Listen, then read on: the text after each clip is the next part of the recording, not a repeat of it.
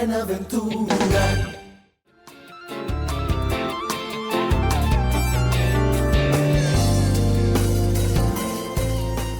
El Centro Interdisciplinario de Estudios Humanísticos de la Universidad de San Buenaventura Medellín les da la bienvenida a la Cátedra Abierta Institucional, donde a través de la interdisciplinariedad de las ciencias se desarrollarán temas de interés para la comunidad académica, inspirados en el humanismo franciscano.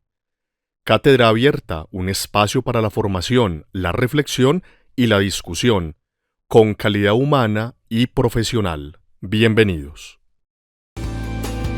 Somos Universidad de San Buenaventura.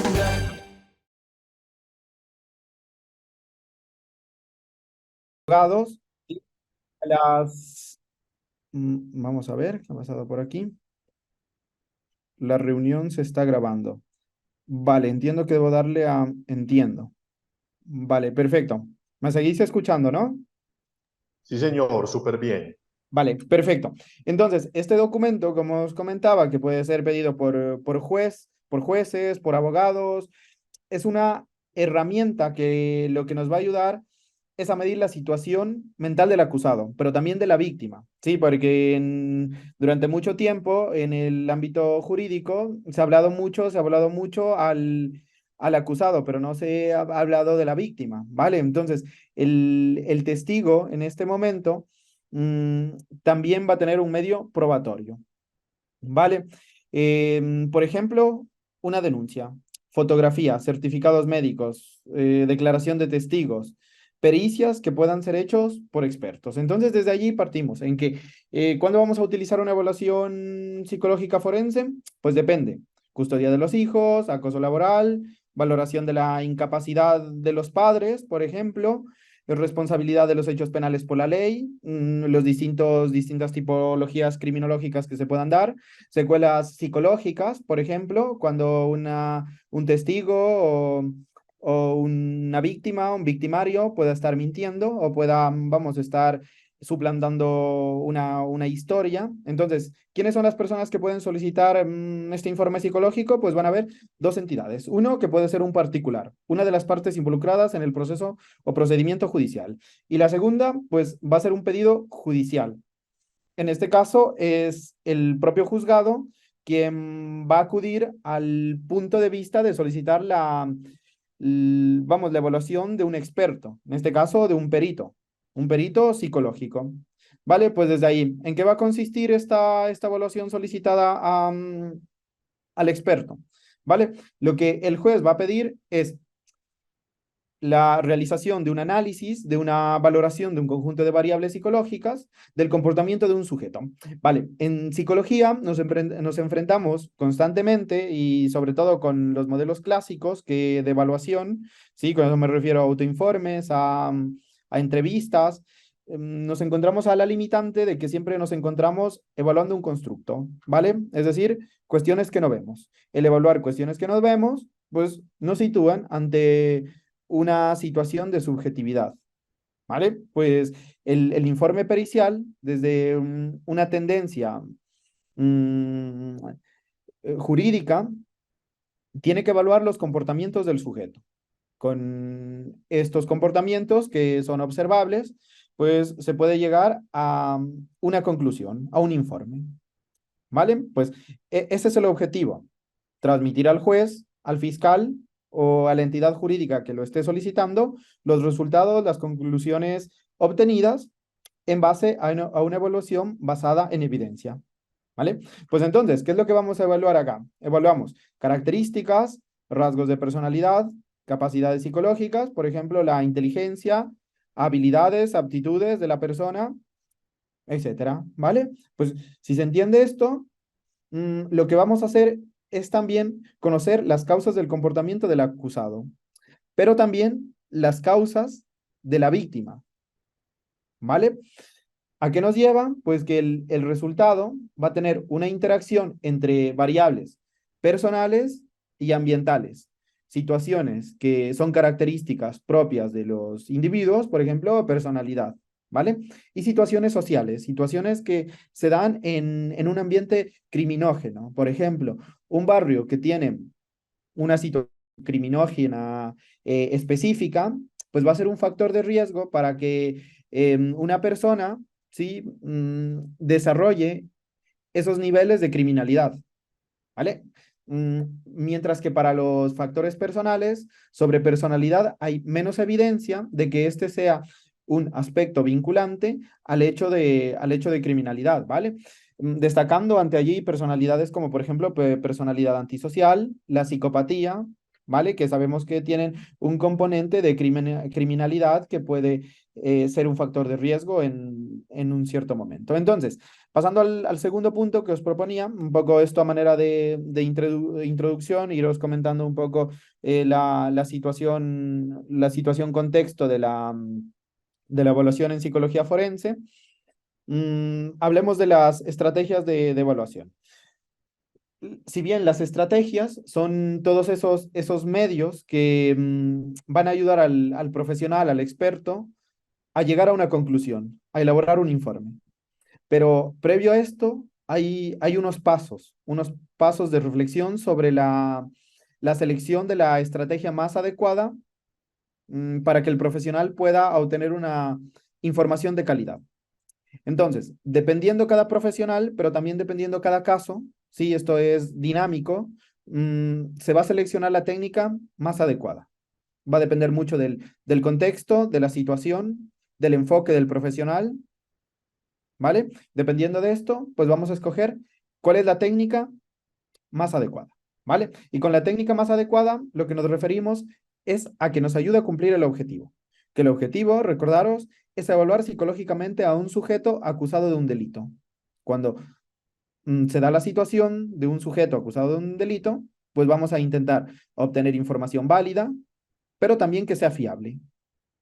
Es decir, que al juez, al fiscal, le estamos informando con un nivel de fiabilidad, un nivel de respaldo científico que avala, en base a la evidencia, lo que yo estoy presentando. Entonces, todo este referente a la situación, contexto que esté pasando en el ámbito criminológico, pues tiene que estar referenciado en cuanto al ámbito personal, al contexto del acusado, y pues va a permitir conocer las causas que le han llevado al sujeto a involucrarse en tal comportamiento criminógeno. ¿Vale? Pues entonces con eso, hay tres situaciones que podemos evaluar acá. Primero, en un caso o en tres supuestos podemos manejar una conducta delictiva, ¿vale? Pero una conducta delictiva se puede presentar bajo tres supuestos. Lo primero, una personalidad psíquicamente normal, ¿vale? Entiéndase por psíquicamente todas las evaluaciones cognitivas, socioafectivas, normales, ¿vale? De la mayor cantidad de la gente. Segundo supuesto, ¿sí? Una conducta delictiva con una personalidad con anormalidades psíquicas menores. Y el tercer supuesto sobre la conducta delictiva es una personalidad con profundas alteraciones o perturbaciones de la personalidad. ¿Vale? Entonces esto va en un nivel de escalada. ¿Vale? Nivel normal, que sería inexistente, nulo, nivel con anormalidades menores y alteraciones o perturbaciones graves. ¿Vale? Pues entonces los instrumentos de la evaluación. Los instrumentos de la evaluación van a ser diversos. Empezamos desde los modelos clásicos, ¿vale? Que serían los modelos de primera generación.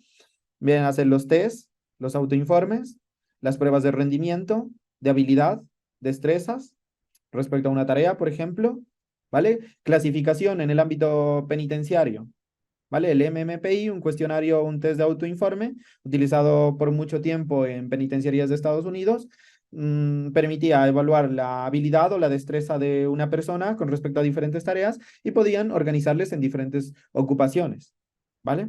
Cuestionarios, escalas de inteligencia, de personalidad. Va a depender del nivel de personalidad, si tiene una afectación psíquica grave, por ejemplo, y más allá de que bajo bajo la ley pueda ser inimputable, se puede aplicar, por ejemplo, técnicas proyectivas, ¿vale? Entonces, es el modelo clásico esto. Las entrevistas estructuradas, semiestructuradas, ¿vale? También evaluaciones a través de la observación, que puede ser directa, indirecta, ¿vale? Y registros neurofisiológicos, que aquí he puesto, por ejemplo, el polígrafo, que a pesar de ser ya una técnica de segunda generación que va más allá de lo clásico, pues por todas las limitantes teóricas, el tiempo que lleva en probación, la escasez de evidencia científica en cuanto a la fiabilidad y a la validez que puede tener en diferentes contextos, ¿vale? Pues vamos, muchas veces sí sigue quedándose entre instrumentos de primera generación y casi pasando a la segunda, ¿vale? Pero os comentaré más adelante un poco estos limitantes. Entonces, algunos aspectos de la evaluación psicológica. Cosas que debemos tener en cuenta. Yo he partido de un supuesto que para asistir a este seminario, pues entendemos un poco el tema del testimonio, de la memoria, el olvido, tanto en la víctima como en el acusado, ¿vale?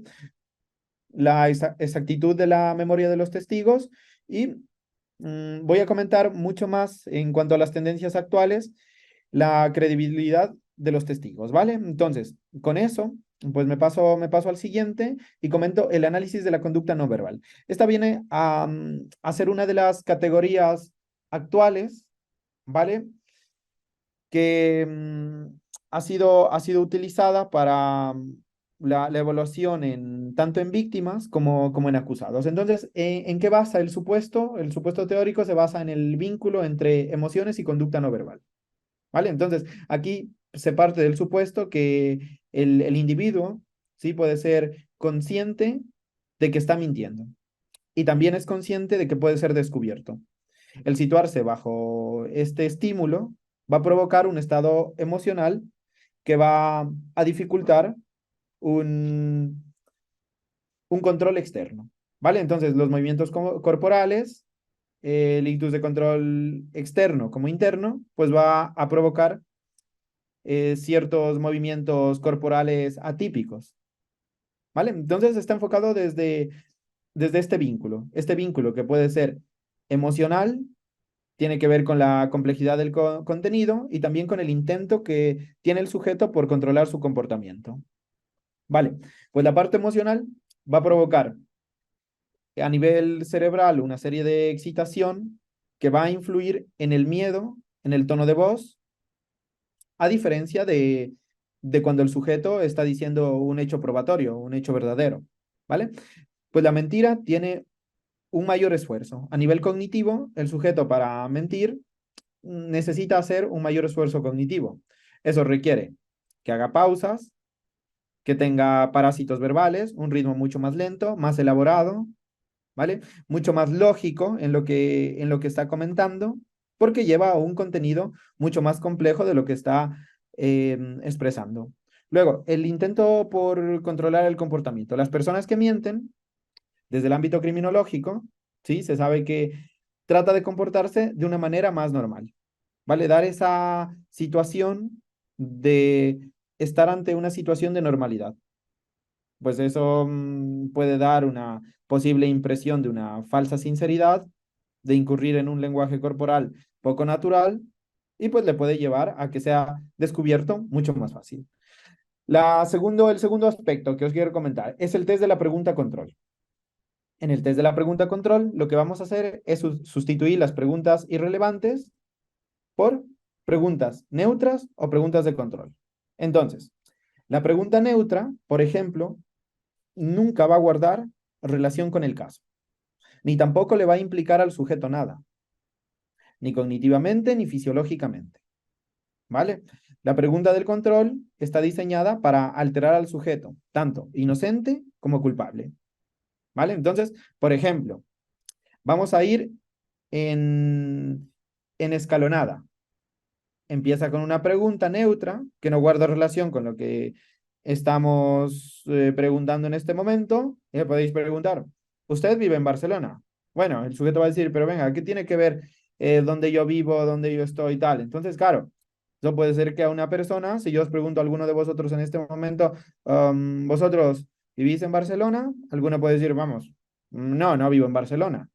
Pues ya está, no pasa nada. Entonces, el nivel de implicación para el sujeto, pues no implica nada, ¿vale? Pero si preguntas una situación mucho más elaborada que puede generar una alteración mayor en el sujeto y le preguntas, ¿alguna vez en su vida ha dicho alguna mentira? Y tú dices, bueno, ¿y para qué quieres saber si he dicho alguna mentira o no? Venga, ya los niveles de alteración del sujeto empiezan a incrementarse. Por eso es que va de una señal mm, menor a una señal mayor, como lo veis aquí, ¿vale? Va de un más a tres más. Y luego le preguntas, ¿cogió usted la cámara de vídeo del escaparate? ¿Vale? Y pues entonces, en el sujeto, que no tiene nada que ver, posiblemente esta pregunta, venga, no va a tener mucha relevancia, no le va a alterar tanto, ¿vale? Sin embargo, el test de la pregunta control carece de evidencia científica. Situación, cuando estamos en una pericia policial, pues se va a dar la dificultad de que todos los individuos, al estar siendo entrevistados por un policía, nuestro editus de control, pues va a verse alterado. ¿Vale? Entonces, esta carencia de evidencia que genera alteraciones tanto en el sujeto inocente como culpable, pues sitúa ante una limitante de la evaluación. ¿De acuerdo? Bien, pues paso al siguiente. La siguiente herramienta es el test del conocimiento, ¿sí? O culpable. Aquí, el objetivo de esta técnica, ¿sí? Es determinar si el testigo sabe alguna información que no quiere facilitar. Está más enfocada en el testigo, ¿vale? Y solo se puede utilizar si dispone de mucha información sobre el delito, o al menos algún detalle sobre el delito, que el testigo pueda tener la intención, por ejemplo, de ocultar alguna información, sea al juez, sea al perito incluso, pero el sujeto puede tener esa intención, ¿sí? Explícita de ocultar esta información. No tiene nada que ver con las huellas de la memoria, ¿vale? Eso tiene que estar claro. Pues para esta herramienta es necesario que se pueda tener una información amplia, ¿vale? Pues vamos a un ejemplo, ¿vale? Vamos a situarnos en el caso en el que un individuo, ¿vale? En un barrio, ¿vale? Yo los voy a nombrar un caso en un barrio gitano, si en algún momento entra a una tienda, intenta atracar al comerciante, al tendero, ¿sí? Y se da cuenta que va pasando una patrulla de policía. En ese momento empieza su oída y deja la pistola, ¿vale? Pues cuestiones. El ladrón del caso, ¿sí? Que estamos examinando, perdió algo mientras escapaba. Eso lo sabemos. Está en los hechos probatorios. Entra la policía, va, mira en las cámaras, tal, y el sujeto tiene un pasamontañas, es difícil de identificarle, tal, pero se percatan que ha dejado algo, ha dejado un objeto mientras escapaba. ¿Vale? Entonces la cuestión, se le pregunta al sujeto, ¿vale? Le atrapan después de un tiempo, tal, pero no tienen la certeza de que este era el sujeto que dejó el arma, ¿vale? No se sabía. Entonces se le pide que responda simplemente sí o no. Y se le empieza con preguntas. ¿Perdió un cuchillo? Espero que responda sí o no. ¿Perdió las llaves del coche? ¿Perdió una pistola? ¿Perdió un pasamontañas? ¿Perdió una bolsa de dinero? Vale, lo que esperamos es que simplemente responda sí o responda no. ¿Vale? Pues, ¿qué es lo que vamos a esperar con estas preguntas? Que pueden ser varias, pero elaboradas de acuerdo a los hechos que se han ido dando en la situación criminal. ¿Vale? Pues, ¿qué es lo que vamos a esperar? Cambios significativos en las respuestas fisiológicas del testigo, sobre todo al responder la información clave. ¿Vale? Si ya sabemos que el sujeto ha perdido una pistola mientras escapaba, en su oída la ha dejado tirando por ahí y la policía la encontró tal, y, y es un hecho vinculante para el caso, ¿vale? Cuando nosotros le preguntamos, ¿perdió usted una pistola? ¿Vale? Esperamos que en el sujeto, ¿sí? Existan esas respuestas fisiológicas. Vale, pues cuestiones. Limitantes del test del conocimiento culpable, ¿vale? Que varios estudios experimentales han demostrado poca fiabilidad. Se parece mucho al test de la pregunta, ¿vale? Cuestiones. Si me empiezan a indagar y puedo ser un posible culpable, aunque no lo haya hecho, empiezo a tener cambios significativos en mi respuesta fisiológica, siendo inocente, ¿vale? Entonces, estudios experimentales han demostrado esto. Vale, y la siguiente técnica, que es una de las técnicas actuales, de la cual hay limitada información en español, casi la mayor parte de la literatura está escrita en inglés, tiene que ver con vamos, lo voy a traducir como sería una traducción más cercana, a pesar de que no hay una traducción específica para referirse a este término, pero vendría a ser las huellas en el cerebro, ¿vale? Sí, las huellas que quedan en el cerebro o alguna cuestión así, ¿vale? Esta técnica nueva del todo no es, pero la evidencia científica, sí, la técnica nace a finales del año 90, pero la evidencia empírica pues data de los últimos años, ¿vale? ¿Y qué es lo que va a permitir esta técnica utilizada sobre todo en países anglosajones? ¿Sí? Permite distinguir la información familiar, ¿sí? Para el testigo y la información nueva. Entonces, ¿en qué va a basar todo el estudio que va a presentar esta prueba? Pues basa el estudio en la actividad eléctrica de distintas áreas del cerebro, ¿vale? Generalmente toda la información que va a receptar el sujeto, ¿sí? De manera visual, va a tener una correlación directa con un área específica del cerebro, ¿sí? Un área de funcionamiento.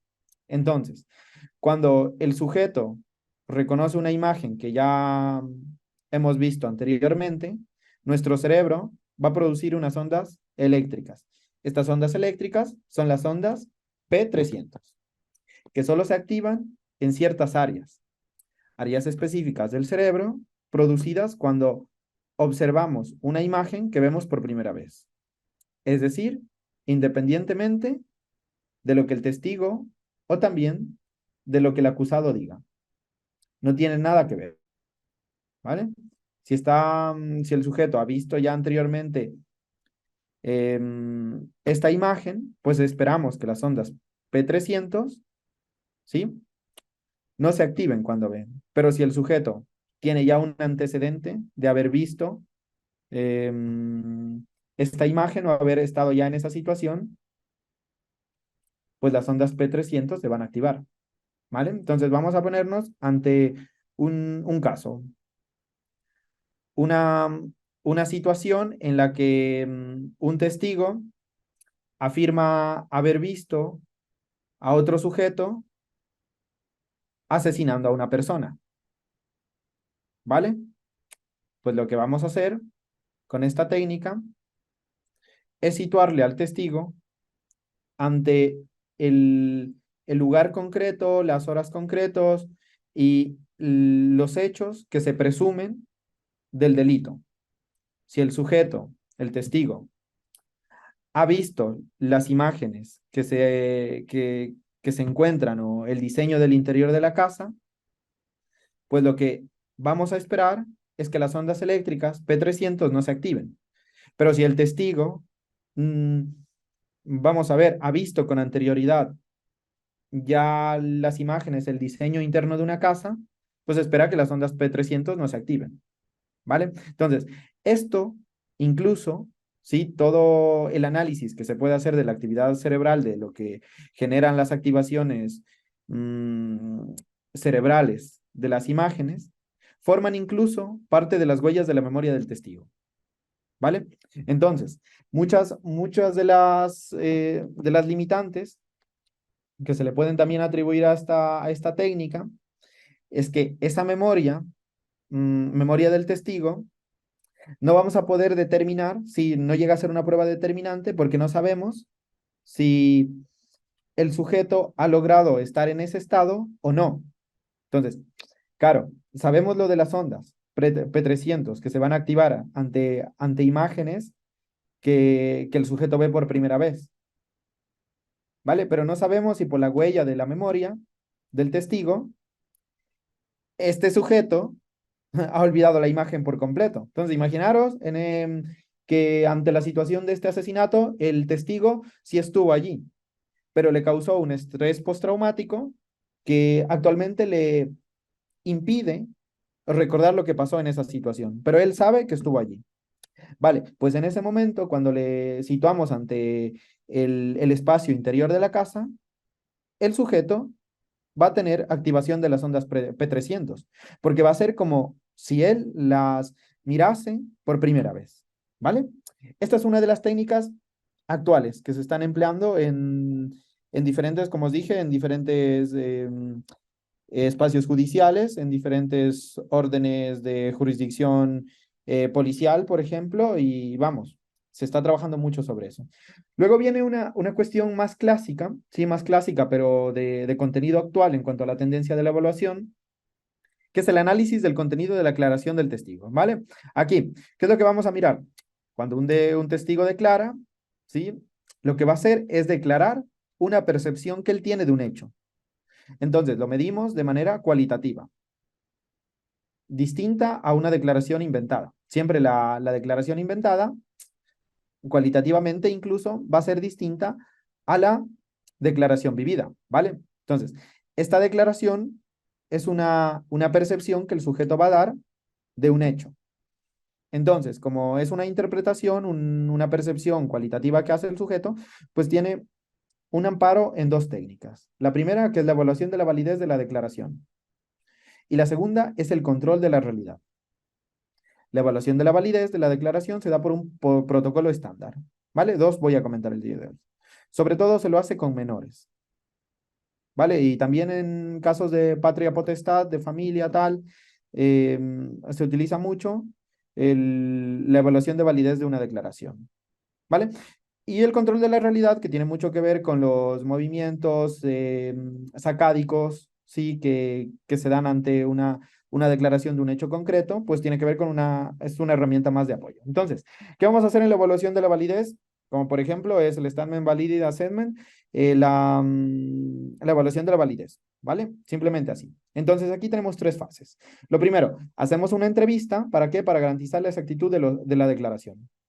Aquí hay diferentes variables. Variables del sistema, variables sociales, variables ambientales, variables propias del ámbito jurídico, ¿sí? Todos los hechos, la presunción de los hechos, el levantamiento de la información, en fin, todas las variables del sistema. A posteriori, hacemos un análisis del contenido de la declaración del sujeto. Esta va a estar basada en 19 criterios.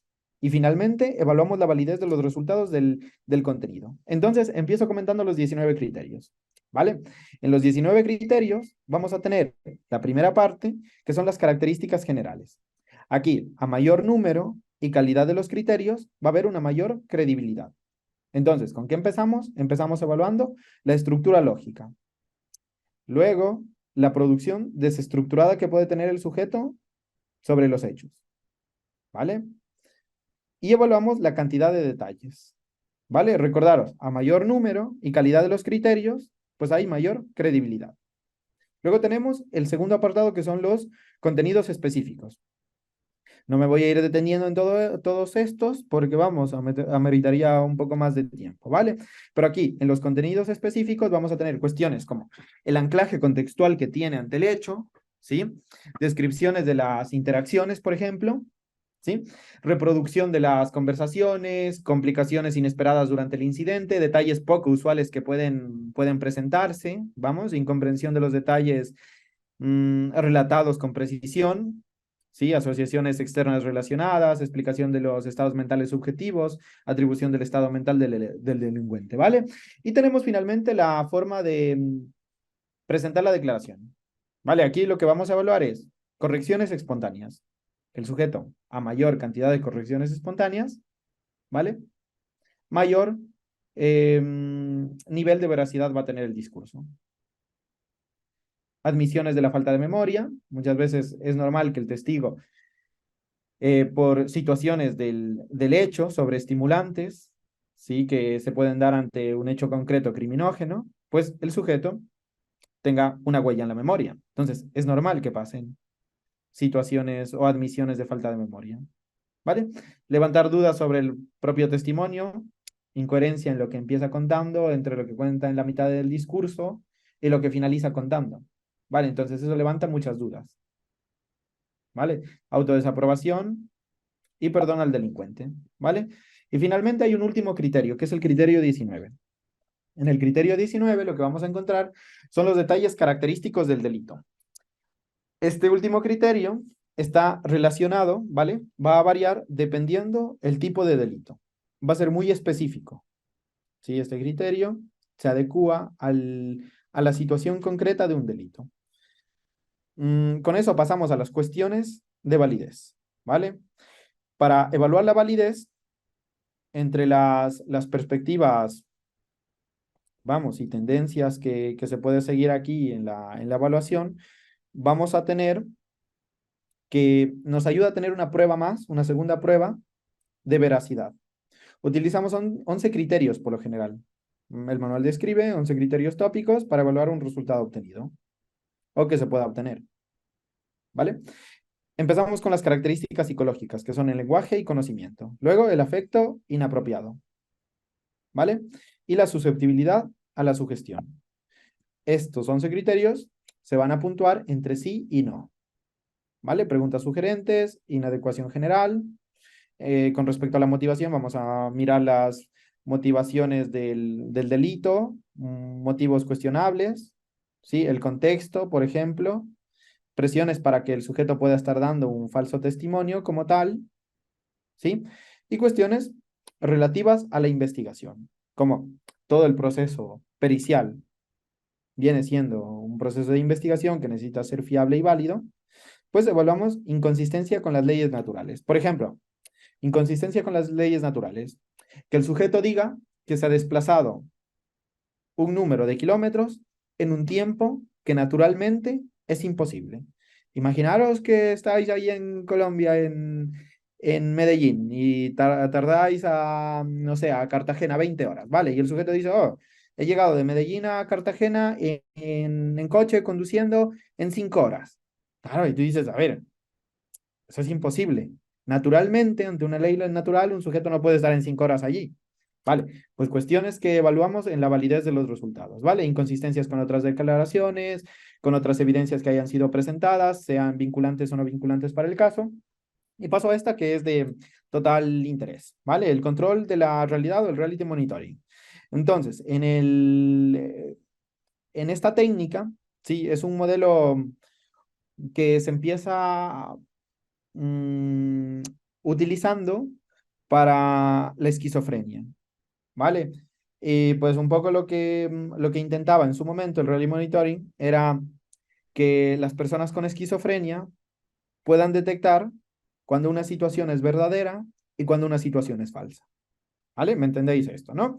Entonces, aplicada al campo jurídico, este modelo se utiliza, o esta técnica se utiliza para evaluar hasta qué punto los recuerdos de un sujeto que está declarando pueden ser reales o pueden ser imaginarios. ¿Vale? Entonces es un control de la realidad. Cuestiones. Lo real versus lo imaginario. Entonces está basado en que las memorias, ¿sí? Memoria procedimental, memoria a largo plazo, a corto plazo, ¿vale? Que se han formado a partir de ciertos acontecimientos reales, un sujeto que ha asesinado a una persona, ¿vale? Tiene un acontecimiento real que ha quedado grabado en su memoria. Este va a tener una característica distinta, ¿sí? Hacia el sujeto inventa un hecho basado en una ficción. Un testigo que afirma haber visto a una persona asesinar a otra. Pues en el Reality Monitoring lo que nos va a permitir es identificar ese control entre un hecho que el sujeto lo ha basado en una ficción y un hecho que el sujeto lo ha visto, un acontecimiento real, ¿vale?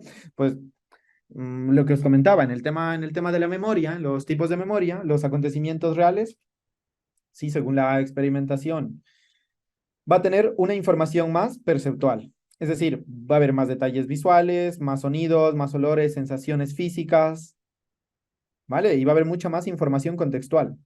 detalles de dónde, cómo, cuándo, el lugar del sujeto, del suceso, información afectiva incluso, ¿vale? Componentes afectivos que al sujeto le hagan detallar cómo se sintió durante un hecho concreto. Y estas memorias, por lo general, van a ser claras, nítidas y vívidas. Imaginaros que vais caminando por la calle y, y nada, veis a una persona que está sufriendo un atraco, ¿vale? Está siendo atracado por un antisocial tal, y tú lo ves.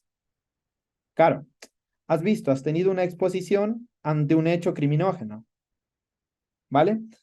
Pero la persona que lo vivió, sí, a pesar de que lo que tú viste no estaba basado en la ficción, sino era una memoria real, ¿vale? La persona que lo vivió va a tener una memoria, sí, o un hecho grabado en su memoria mucho más claro, más nítido, más vívido a la persona que lo vio. Entonces son dos tipos de exposiciones.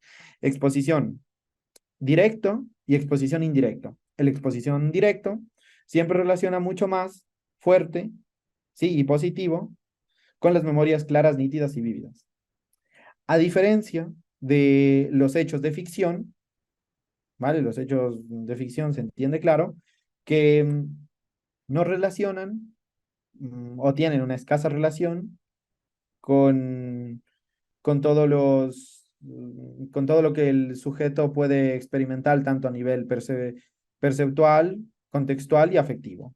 ¿Vale? Entonces, esta técnica es muy utilizada. Nosotros en un proyecto que tuvimos que era para evaluar a sujetos que iban a tener algún beneficio penitenciario, como una cárcel semiabierta o una prelibertad, ¿vale? Pues lo que hacíamos era utilizar el, el reality monitoring para identificar cuando los sujetos estaban basando sus hechos en una ficción, ¿vale? Es muy común que en el campo penitenciario una gran parte de los antisociales utilicen los programas que se brindan en la penitenciaría simplemente para obtener un beneficio, pero no para obtener una rehabilitación.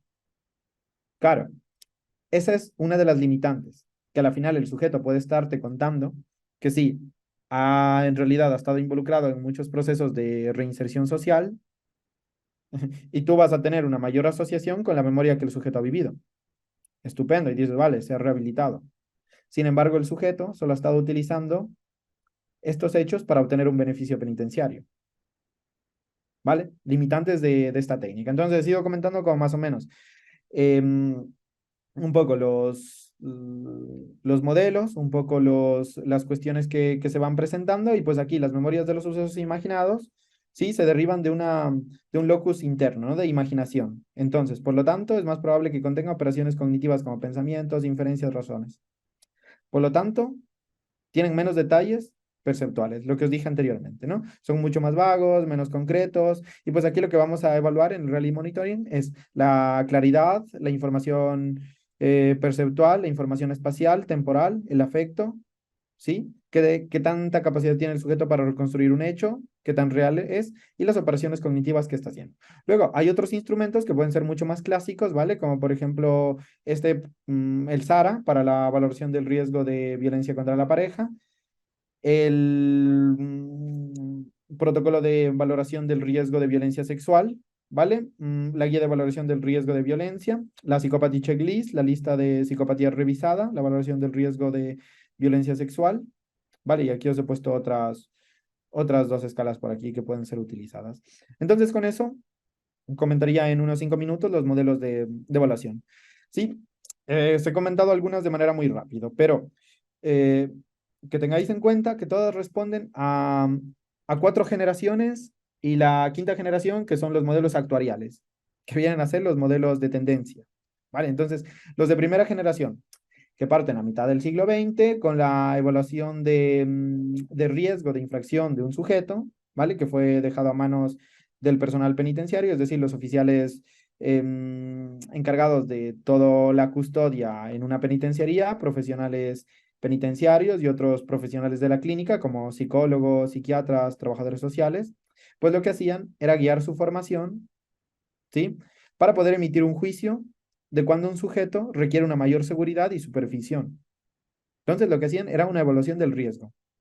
Esto es un juicio profesional en toda la experticia, toda la pericia que pueden desarrollar estos dos expertos, ¿sí? Los penitenciarios y los clínicos, pues hacían una evaluación de riesgo, ¿vale? Primera generación. Avanzamos a la segunda generación, que aquí se diferencia en que adicional de esa pericia, esa experticia que puede tener un profesional, también la basa en la evidencia. Entonces, para la segunda generación se da ya todos esos informes basados en la evidencia. Entonces, esto pasa a partir de 1970, por ejemplo, donde se da un mucho mayor énfasis a la necesidad de evaluar un riesgo. Entonces, claro, a ver, hacemos una evaluación psicológica, tal, tenemos unas conclusiones, tenemos tal, tenemos un informe, tal, pero bueno, lo que tenemos que evaluar en realidad no es para crear una etiqueta, sino para evaluar el riesgo que representa ese sujeto de que cuando salga de penitenciaría ya no le pega a su mujer, si no le mate, cometa un femicidio, ¿vale? Entonces, ese nivel de riesgo es el que se necesita evaluar. Entonces, depende mucho más de la ciencia actuarial, está basada en la evidencia y tiene mucho menos que ver con el juicio profesional, ¿vale? Entonces ya no vale aquí el juicio de, mira, mucho del hombroso, características físicas, vale, contexto criminógeno, pues nada, tú 100% de que vas a ser un reincidente, te quedas aquí unos 5 años más, ¿vale? No, este método actuarial pues evalúa el riesgo, considera tanto temas individuales como por ejemplo el abuso de sustancias, la familia, el trabajo, las cuestiones que ha hecho en cárcel para rehabilitarse, ¿sí? La presencia de un factor de riesgo, ¿sí? Eh, Esto es un método ya actuarial y lo que va a hacer es medir el riesgo de reincidencia de un sujeto. La tercera generación, que es basada en evidencia, pero también tiene que ver con un aspecto dinámico. El aspecto dinámico va a reconocer las limitaciones de la evaluación del riesgo. Entonces, en la segunda generación, que decíamos entre 1970, más o menos, sí, hacia 1970, pues aquí empieza a principios de 1980, la tercera generación, e incluye factores dinámicos de riesgo. Pues lo que van a evaluar muchas veces, sí, es la historia criminal, elementos estáticos, como por ejemplo abusos de sustancia del pasado, pero también la situación actual. Es decir, el delincuente, ¿qué tanta probabilidad tiene de que cambie, de que deje su consumo, de que pueda dedicarse a otra ocupación, de que pueda tener una profesión? ¿Qué tan realista va a ser el que él pueda ocuparse o pueda desarrollar una profesión X? ¿Vale? Luego, la cuarta generación, que es la sistemática, aquí se desarrolla un historial del desarrollo de la escala de riesgo de infractores, por ejemplo. Entonces, en los últimos años, la cuarta generación ha sido muy empleada con instrumentos de evaluación específicos para medir el riesgo. Estos instrumentos lo que van a intentar es la intervención sistemática y el seguimiento de la evaluación de una gama amplia de factores de infracción. Lo malo es que hasta ahora no median factores personales con el tratamiento, ¿vale? Y finalmente llegamos como a las tendencias actuales. Entre las tendencias actuales vamos a tener el modelo RNR. El modelo RNR, que es una de las tendencias contemporáneas, va a estar basado en el principio de riesgo, necesidad y responsividad. ¿Vale? El principio de riesgo lo que va a intentar, ¿sí? Es tratar de, en cierta medida, parear el nivel de intensidad de la intervención con respecto al riesgo de reincidencia de un infractor. Mientras que el principio de necesidad lo que va a hacer es evaluar las necesidades criminógenas para que éstas estén orientadas al tratamiento. Sujetos en barrios precarios, en barrios donde, por ejemplo, sale de un centro de rehabilitación, pero si regresa al barrio, pues hay mucha más probabilidad de que vuelva a delinquir. ¿Vale? Principio de responsividad. Aquí lo que vamos a hacer es maximizar la capacidad del infractor para que aprenda de una intervención de rehabilitación mediante un tratamiento cognitivo-conductual, por ejemplo, y la adaptación de una intervención al estilo de aprendizaje, motivación, habilidad y todos los puntos fuertes que pueden darse, es decir, todos los recursos positivos, prosociales que el infractor pueda tener, ¿vale? Entonces, este principio, sí, el principio RNR, lo que señala es que la reincidencia criminal puede ser reducida a niveles de los servicios del tratamiento que se provean para el delincuente. El nivel de resocialización que el delincuente puede tener dentro de la penitenciaría. Entonces, no se trata de encerrarle, de dejarle ahí, sino se trata de generar con él un proceso de resocialización que no tuvo en su primera infancia o que no lo tuvo durante todo el desarrollo psicosocial. ¿Vale? Entonces, claro, modelos paralelos, prosociales, pues son un factor protector, pero modelos criminógenos, pues van a ser un factor de riesgo para todo sujeto. Entonces, tiene que ver con el nivel de tratamiento, el riesgo del infractor para reincidir. Nos reservamos, por ejemplo, esto al el debate en el tema de los incorregibles. O ya habéis escuchado, por ejemplo, el tema de la psicopatía, que lo estudia mucho Robert Herr. Claro, y Vicente Garrido lo menciona desde los incorregibles. Claro, cuestiones mucho más polémicas, ¿vale? Entonces nos reservamos un poco este tema. Luego os quería comentar, pero se me va acabando casi el tiempo, entonces os quería comentar un poco el tema de los modelos psicosociales de la delincuencia, que por cuestiones me voy a saltar algo que sí quisiera, que me parece en los 5 minutos importante, importante comentaros, que es esta parte de la... Vale, por aquí, por ejemplo, puede ser una que es explicar justamente desde una política criminal qué es un delito. Entonces, claro, un delito desde el ámbito jurídico, un hecho antijurídico, atípico, tal, y que está determinado en un código jurídico, un código penal específico. Pero desde una política criminal, esto varía, ¿vale? Hay diferentes concepciones sociales sobre determinados temas delictivos. Por ejemplo, lo que en un contexto puede ser un delito, como el aborto, en otro contexto no puede ser un delito. La eutanasia, las drogas, el consumo de drogas, por ejemplo, Uruguay, ¿vale? Entonces, la explicación penal es circular. Al menos en el Código Penal español, en el artículo 10, es circular. ¿Por qué? Porque no aclara el motivo para que un hecho, desde la política criminal tradicional o incluso desde un hecho antijurídico, pues sería un hecho antijurídico y ya está. Pero desde una política criminal y desde la explicación penal circular, pues no se aclara el motivo para que un hecho sea calificado como delito, ni las razones para que el delito sea considerado como más o menos grave. Sin embargo, ¿qué bienes jurídicos se protegen? ¿Quiénes los fijan? ¿Estos bienes jurídicos son neutrales? ¿Vale? ¿Cómo se conforma la normativa para estos problemas? ¿Quién los etiqueta como un delito? Entonces, hay una diversidad en cuanto a tiempo, espacio, cultura entre los delitos que son penalizados, castigados, los que son casi castigados en cualquier sociedad moderna, ¿vale? Y los que son frecuentes pero impunes, ¿vale? Por ejemplo, calumnias, fraudes con hacienda pública, con el medio ambiente, penalizados, pero frecuentemente impunes, ¿vale? Los que son ambiguos, ¿no? Como os comenté, las drogas, el medio ambiente, malos tratos domésticos, el acoso sexual en el trabajo, en fin. Entonces, las definiciones del sistema penal sobre la criminalidad no toman como punto de partida, sino como punto de problema incluso, porque es un objeto de estudio. Entonces, un objeto de estudio que no está determinado. Entonces, la pregunta es, ¿solo el sistema penal? Pues claro, hay un sistema penal fragmentado, selectivo, que actúa contra las personas, sobre las situaciones, una actuación reactiva, pero no es preventiva. Entonces la gente se comporta bien porque el sistema penal ha dicho que hay que poner una pena de muerte, ¿vale? O porque hay que meter a toda la gente en tales penitenciarías que se encuentran muy lejanas de la ciudad, tal. Pero claro, es una actuación reactiva. Estás mostrándole a la gente que se debe comportar bien porque les va a pasar algo malo, algo reactivo, pero no es preventiva. Entonces, claro, eso es una bomba de tiempo que va a explotar muy rápido.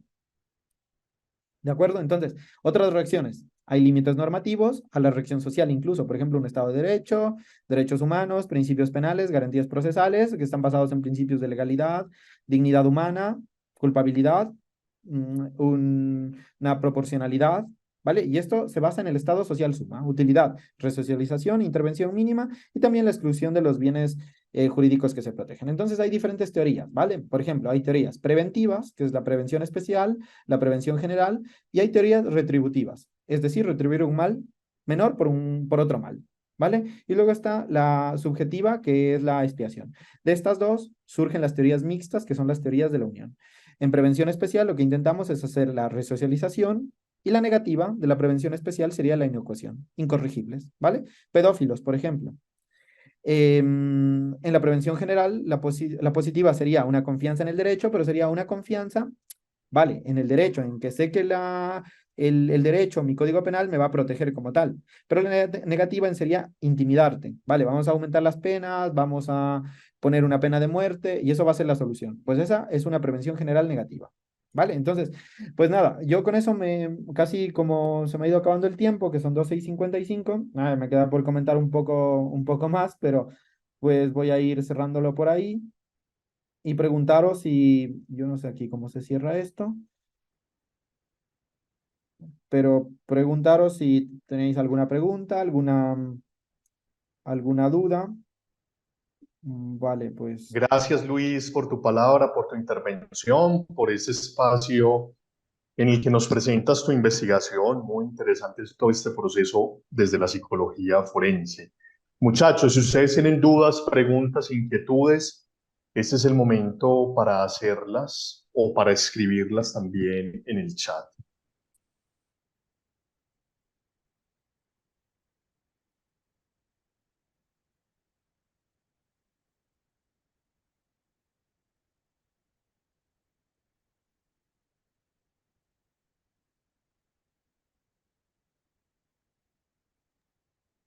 Hasta el momento parece que no, Luis.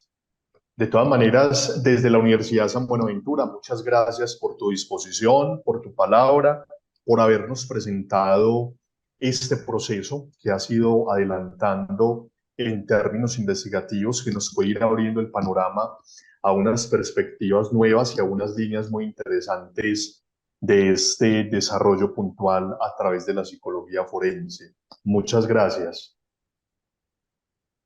venga, pues muchísimas gracias, Luis Fernando, y a todos vosotros. Espero haber sido de ayuda. Hasta luego. Claro que sí, feliz día, que te vaya muy bien. Y a todos ustedes, queridos estudiantes, ahí en el chat está el link para que por favor registren su asistencia a esta cátedra abierta y pueda ser válida la participación de este día. Les deseamos una muy feliz tarde y que les vaya muy bien a todos.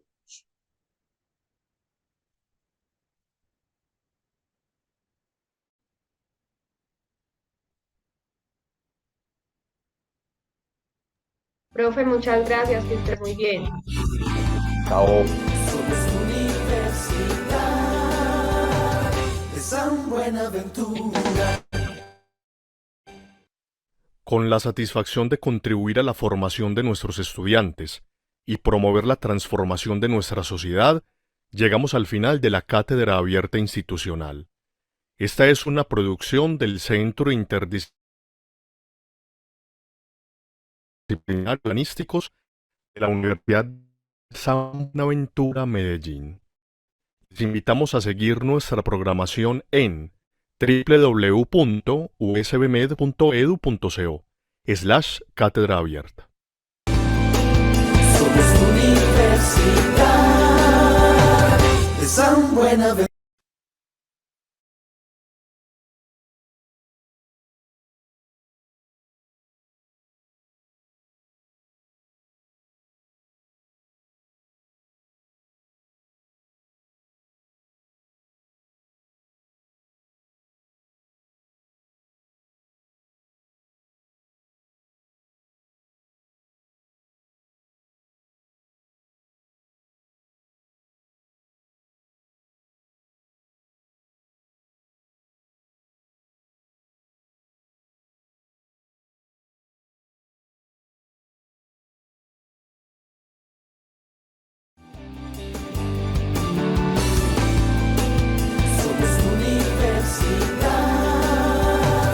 San Buenaventura.